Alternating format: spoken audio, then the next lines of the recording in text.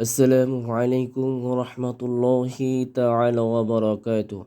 সম্মানিত ভিউয়ার্স, আপনারা সবাই কেমন আছেন? আশা করি আল্লাহর রহমতে সকলেই ভালো আছেন।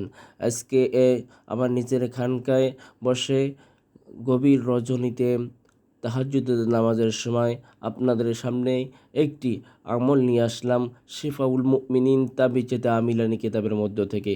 যে আমলের মাধ্যমে আপনি যদি আপনার কোনো বিচারক অথবা কফিল অথবা অফিসের বস অথবা উচ্চ পদস্থ কোনো ব্যক্তিকে আপনি বাধ্য করতে চান, যে যার সামনে যেতেই আপনি ভয় পান, ওই রকম মানুষকে আপনি যদি বাধ্য করতে চান, তাহলে আপনি এই আমলটি করতে পারেন। অনেক সময় দেখা যায় আপনি প্রবাসে আছেন, কিন্তু এখন আপনি মালিকের কাছে 2 বছরে 3 বছরে বেতন পান, কিন্তু সে টাকা দিতেছে না। আপনি এই আমল করেন, ইনশাল্লাহ রেজাল্ট পাবেন। অনেক সময় আছে বাহিরে আছেন, ইতালিতে আছেন, আমেরিকা আছেন, লন্ডনে আছেন, আপনি গ্রিন কার্ড পাইতেছেন না, ড্রাইভিং করতে পারতেছেন না। আপনি আমলটি করেন, ইনশাল্লাহ সমাধান হয়ে যাবে। কিভাবে আপনি আমলটি করবেন? আপনার যে গম আছে, ওই 7টি গম নেবেন। 7টি গম নিয়ে যে কোনো দিন সকালবেলা ফজরের নামাজ আদায় করে, গোসল করে, পাক পবিত্র হয়ে নির্জন স্থানে এই যে আপনি দোয়াটি আছে, আমি এই বাংলায় লিখে দিছি, ইয়া রহমানু কুল্লি শাইইন ওয়া রহমান, ইয়া রহমানু একবার পাঠ করবেন, একটা গমে ফু দেবেন। এরকম 7বার পাঠ করবেন, 7বার ফু দেবেন। ফু দেওয়ার পরে ওরকম আপনি রেখে, আপনি যে মাটির পাতিল আছে, মাটির পাতিলে অথবা হাঁড়ি আছে, ওটার ভিতরে আপনি রেখে দেবেন। রেখে রেখে মুখ বন্ধ করে তারপর আগুনে জাল দেবেন।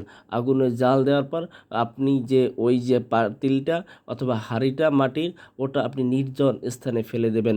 অর্থাৎ আপনি যেই আমলটি করবেন, অবশ্যই তার ছবি সামনে রাখতে হবে, বের করে কম্পিউটার থেকে বের করে ছবি হাতে রাখতে হবে। এখানে একটা কথা ভুলে গেছি, ওই যে ছবিটি বের করে এনে আপনি যখন গমে ফু দেবেন দোয়া পরে, ওই ছবিটার সাথে থাকতে হবে।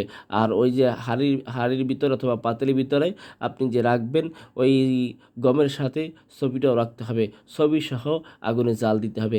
জাল দেওয়ার পর আপনি ওই মুখ বন্ধ থাকা অবস্থায় ওই পাতিলটা অথবা হাঁড়িটা এমন এক জায়গায় আপনি ফেলে রাখবেন যেখানে মানুষ হাঁটা চলা করে না, যেখানে মানুষ চলাচল করে না, ওইখানে রাখবেন। ইনশাআল্লাহ দেখবেন 1 থেকে 2 দিনের ভিতরে আপনি রেজাল্ট পেয়ে যাবেন। যেই মানুষটির সামনে যেতে আপনি ভয় পেতেন, যেই মানুষটির কাছে আপনি যেতে পারতেন না, ওই মানুষটি দেখবেন আপনার সাথে নরম ব্যবহার করে বা ভালো ব্যবহার করে। সে যদি আপনার কফিল হয়, সে যদি কোনো জজ ব্যারিস্টার হয়, সে যদি কোনো এমপি মন্ত্রী হয়, যেই হোক না কেন, ইনশাআল্লাহ তারা সামনে যেতে না যেতেই দেখবেন সে আপনার সাথে ভালো ব্যবহার করবে, আপনার সাথে এক সুন্দর ব্যবহার করবে। ইনশাআল্লাহ আপনি যা চান তা হবে ইনশাআল্লাহ। আল্লাহর রহমতে আপনার আমলটি করবেন, সকলেই ভালো থাকবেন। শোনেন, আমি মসজিদের ইমাম, কোরআনের হাফেজ, মাদ্রাসার পরিচালক।